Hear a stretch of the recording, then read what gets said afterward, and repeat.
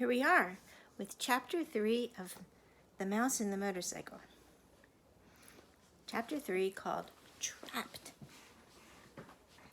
Even though Ralph woke up feeling sick and dizzy, his first thought was of the motorcycle. He hoped it was not broken. He sat there at the bottom of the wastebasket until the whirly feeling in his head stopped and he was able, slowly and carefully, to stand up. He stretched each aching muscle and felt each of his 4 legs to make sure it was not broken. When Ralph was sure that he was battered but intact, he examined the motorcycle.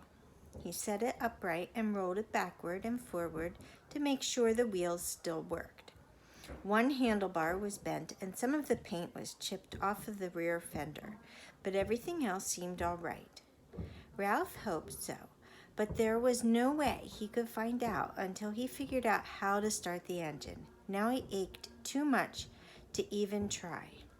Wearily, Ralph dragged himself over to the wall of his metal prison and sat down beside the apple core to rest his aching body. He leaned back against the side of the waste paper basket, closed his eyes, and thought about his Uncle Victor. Poor, nearsighted Uncle Victor. He, too, had landed in a metal waste paper basket, jumping there quite by mistake. Unable to climb the sides, he had been trapped until the maid came and emptied him out with the trash. No one knew for sure what had happened to Uncle Victor, but it was known that trash in the hotel was emptied into an incinerator. Ralph felt sad and remorseful, thinking about his Uncle Victor getting dumped out with the trash. His mother had been right after all. Mothers usually are. His poor mother, gathering crumbs for his little brothers and sisters, while he, selfish mouse that he was, sat trapped in a metal prison from which the only escape was to be thrown away like an old gum wrapper. Ralph thought sadly of his comfortable home in the mouse hole. It was a good home, untidy but comfortable. The children who stayed in room 215 usually left a good supply of crumbs behind, and there was always water from the shirts hung to drip dry beside the wash basin. It should have been enough. He should have been content to stay home without venturing out into the world looking for speed and excitement. Outside in the hall, Ralph heard footsteps and Matt, the bellboy, saying, "These new people in 215 and 216, somehow they got the idea there are mice in the hotel. I just opened the window and told them the management wouldn't stand for it." Ralph heard a delighted laugh from the second-floor maid, a college girl who was working for the summer season. "Mice are adorable, but just the same, I hope I never find any in my rooms. I'm afraid of them." There were 2 kinds of employees at the Mountain View Inn: the regulars, none of them young, and the summer help, who were college students working during the tourist season. "If you don't like mice, you better stay away from that nut hole under the window in room 215, advised Matt. The sound of voices so close made Ralph more eager than ever to escape. "No," he shouted, his voice echoing in the metal chamber. "I won't have it. I'm too young to be dumped out with the trash." In spite of his aches, he jumped to his feet, ran across the waste basket floor, and leaped against the wall, only to fall back in a sorry heap. He rose, backed off, and tried again. There he was on the floor of the waste basket a second time. It was useless, utterly useless. He did not have the strength to tip over the waste basket. Ralph was not a mouse to give up easily. He considered his problem a moment before he rolled the motorcycle over to the wall of the wastebasket.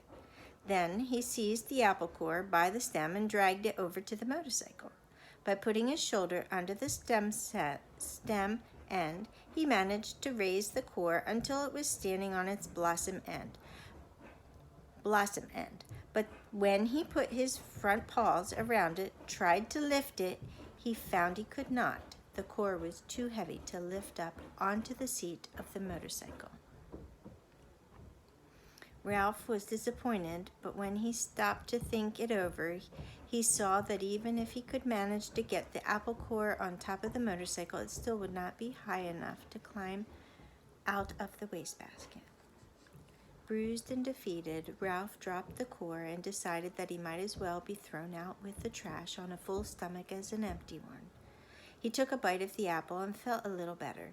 It was the best food he had eaten for several days, juicy and full of flavor, and much better than the damp Zwieback crumbs the last guests had left behind.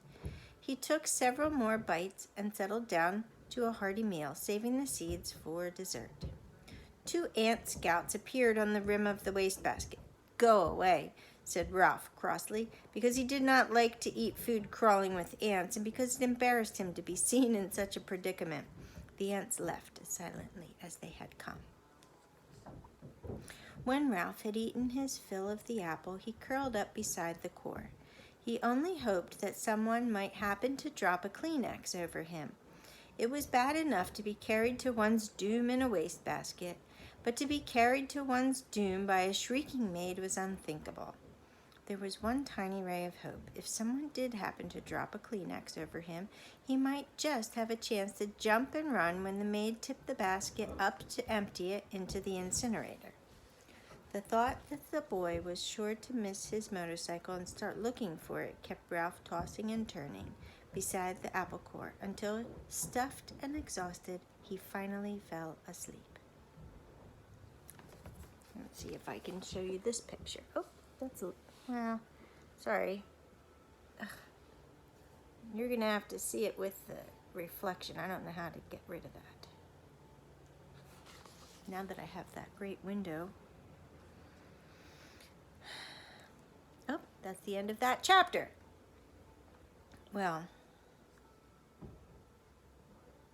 let's see. Chapter 4. I think we are going to just stop there because 1, 2, 3, 4, 5, 6, 7, 8, 9.